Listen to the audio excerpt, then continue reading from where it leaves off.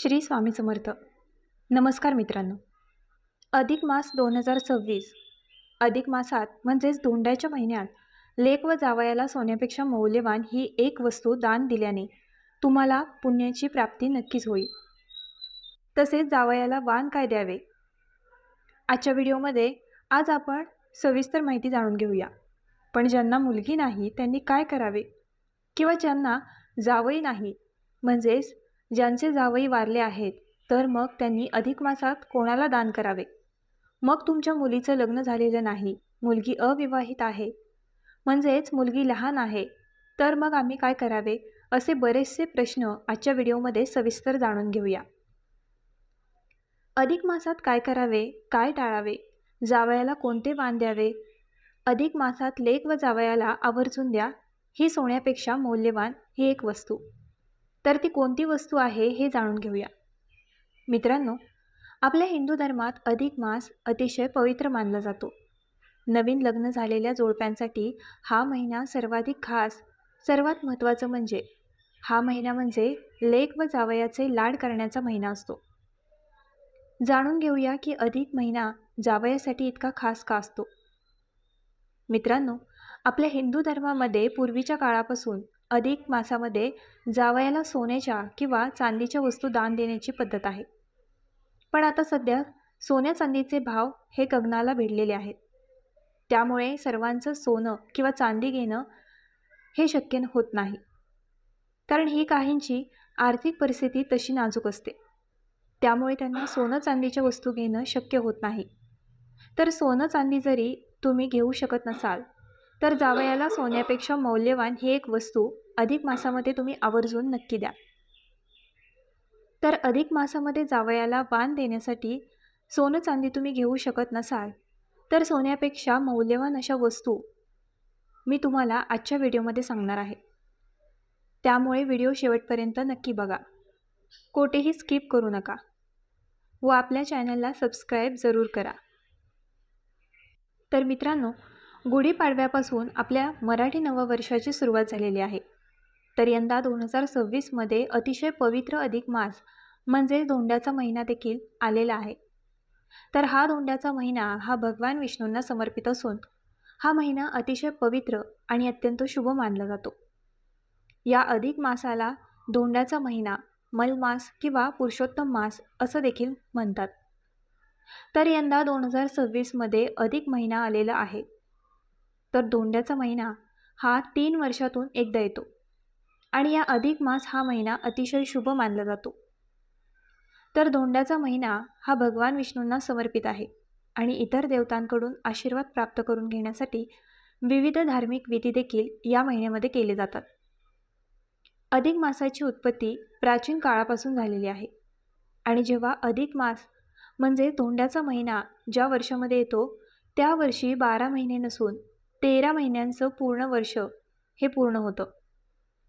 तर यंदा 2026मध्ये अधिक मास हा कधी सुरू होणार आहे, तर अधिक मासामध्ये म्हणजे धोंड्याच्या महिन्यामध्ये लेक व जावयाला आवर्जून द्या ही एक वस्तू.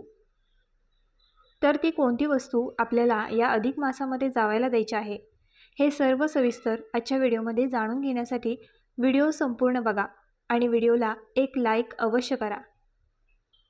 ग्लो मराठी या आपल्या चॅनलला सबस्क्राईब करा व कमेंट बॉक्समध्ये जय श्री कृष्ण आणि जय माता लक्ष्मी किंवा मग तुमच्या लाडक्या लेकीचं नाव नक्की लिहा. तर मित्रांनो, यंदा 2026मध्ये अधिक मास अधिक महिना म्हणजे धोंड्याचा महिना 17 मे 2026 या दिवसापासून सुरू होणार आहे आणि समाप्ती 15 जून 2026 या दिवशी अधिक मासाची समाप्ती होणार आहे. आणि अधिक मास धोंड्याचा महिना हा दरवर्षी येत नाही, तर तो 3 वर्षांनी हा अधिक मास म्हणजे धोंड्याचा महिना येतो. तर अधिक मास म्हणजे ज्योती आणि खगोलशास्त्रीय कारण आहे. आपले हिंदू कॅलेंडर एक चंद्र आणि एक सौर अशा 2 पद्धतीने चालते. चंद्रवर्ष हे 353 दिवसाचे असते आणि सौर वर्ष हे 365 दिवसांचे असते. या 2 वर्षामध्ये सुमारे 11 दिवसांचा फरक पडतो आणि हा 11 दिवसांचा फरक भरून काढण्यासाठी प्रत्येक 3 वर्षांनी अधिक महिना हा जोडला जातो आणि म्हणून याला अधिक मास म्हणजेच धोंड्याचा महिना देखील म्हणतात. मित्रांनो, आपल्या हिंदू धर्मशास्त्रानुसार अधिक महिन्याला कोणताही स्वामी नसल्याने भगवान श्रीहरी विष्णूंनी या महिन्याला आपले स्वतःचे नाव देऊन पुरुषोत्तम केले आहे आणि त्याचे महत्त्व देखील दुपटीने वाढवले आहे. हा धोंडा म्हणजे दगड. पूर्वी या महिन्यात कोणतेही शुभकार्य किंवा धार्मिक विधी आहे तर ते केले जात नव्हते. त्यामुळे हा महिना धोंडासारखा निरोप उपयोगी मानला जात होता. या महिन्यात फक्त लेक व जावयाला मानपान केला जातो. या महिन्यात आपल्या जावयाला सोन्यापेक्षा मौल्यवान ही एक वस्तू आवर्जून नक्की द्या. तर अधिक मासामध्ये जावयाचा मानपान करण्याची प्रथा आपल्याकडे आजही चालू आहे. मित्रांनो, अधिक मासामध्ये जावयाला मानपान केला तर जावयाला उत्तम आरोग्य, ऐश्वर्य, संपत्ती ही प्राप्त होते.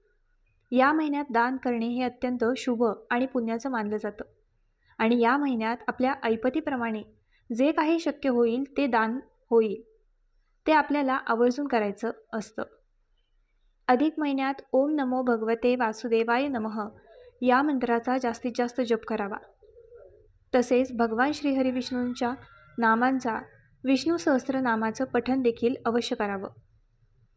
अधिक मासामध्ये जावयाला अधिक महत्त्व काय याचं कारण असं आहे की ज्या वेळेला आपण आपल्या मुलीचं लग्न करतो त्यावेळेला लक्ष्मीनारायणाचा जोडा म्हणून आपण लेकीला आणि जावयाला नमस्कार करतो. त्यामुळे अधिक मासात लेक व जावयाचा मानपान केल्याने साक्षात भगवान विष्णू आणि माता लक्ष्मी यांचे कृपा आशीर्वाद तुम्हाला मिळत असतात. म्हणून जावयाला नारायण म्हणून संबोधलं जातं. म्हणून जावयाला दिलेलं दान हे साक्षात भगवान विष्णूंना दिलेलं दान किंवा वाण समजलं जातं. म्हणून अधिक मासामध्ये जावयाला विशेष मानपान केला जातो. पण आता प्रश्न असा आहे की ज्यांना मुलगी नाही मग त्यांनी अशा लोकांनी काय करावं? तर ज्यांना मुलगी नाही तर त्यांनी आपल्या भावाची मुलगी असेल तर तुम्ही एखादी मुलीसारखी म्हणजेच तुमच्यावरती मुलीसारखं जे माया प्रेम करत असेल अशांनासुद्धा तुम्ही तुमची मुलगी मानून तुम्ही त्यांचेसुद्धा लेक जावई म्हणून हे दान देऊ शकता व हे शुभ फळ मिळवू शकता. किंवा हे पुण्याचं काम तुम्ही अधिक मासात करू शकता. किंवा मग तुम्ही तुमच्या नंदेला सुद्धा मुलगी मानून त्यांच्या मिस्टरांना जावई म्हणून हे वाण देऊ शकता. पण ज्यांना जावईच नाही आहेत तर ज्यांचे जावई वारले आहेत मग आम्ही काय करावे असा देखील प्रश्न बरेच जणांना पडतो. तर तुमचे काही कारणाने जर जावई वारले असतील तर तुम्ही तुमच्या लेकीला तुमच्या नातवांना बोलावून देखील मानपान करू शकता. तुमच्या लेकाला देखील तुम्ही दान करू शकता. मग तुमच्या बहिणीचा मुलगा म्हणजेच तुमचा भाचा असेल तर भाचा देखील जावईच म्हणून मानला जातो. तुमच्या लेकीला देखील तुम्ही दान करू शकता. किंवा मग तुमच्या बहिणीचा मुलगा म्हणजेच तुमचा भाचा असेल तर भाचा देखील जावईच म्हणून मानला जातो. म्हणून तुम्ही तुमच्या भाच्याला व त्याच्या पत्नीला तुमची मुलगी मानून हे अधिक मासाचं दान करू शकता. म्हणजेच लेक व जावई मानून हे वाण अधिक मासामध्ये त्यांना देऊ शकता. तर आता बघूया अत्यंत महत्त्वाचा सर्वात महत्त्वाचा प्रश्न की जावयाला वाण अधिक मासामध्ये काय द्यावे. आणि सोने चांदी जर तुम्ही देऊ शकत नसाल तर सोन्यापेक्षा मौल्यवान ही एक वस्तू आवर्जून नक्की द्या.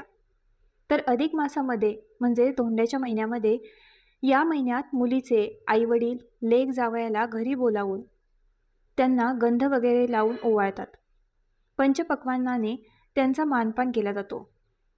पंचपक्वान्न जर तुम्हाला देणं जमत नसेल तर तुम्ही अगदी साधी सरळ पुरणपोळीचा स्वयंपाक देखील बनवून तुम्ही जावयाचा मानपान करू शकता. जावयाला अधिक मासाचं वाण दिलं जातं. हिंदू धर्मात मुलगी जावयाला लक्ष्मीनारायणाचा जोडा मानतात. म्हणून देवी लक्ष्मी आणि भगवान विष्णू यांचा आशीर्वाद मिळवण्यासाठी या महिन्यामध्ये जावयाचा विशेष मानपान केला जातो. तर जावयाला धोंडे दान दिले जातात. तर हे पुरणाचे धोंडे बनवून दान देण्याची पद्धत आपल्याकडे आहे.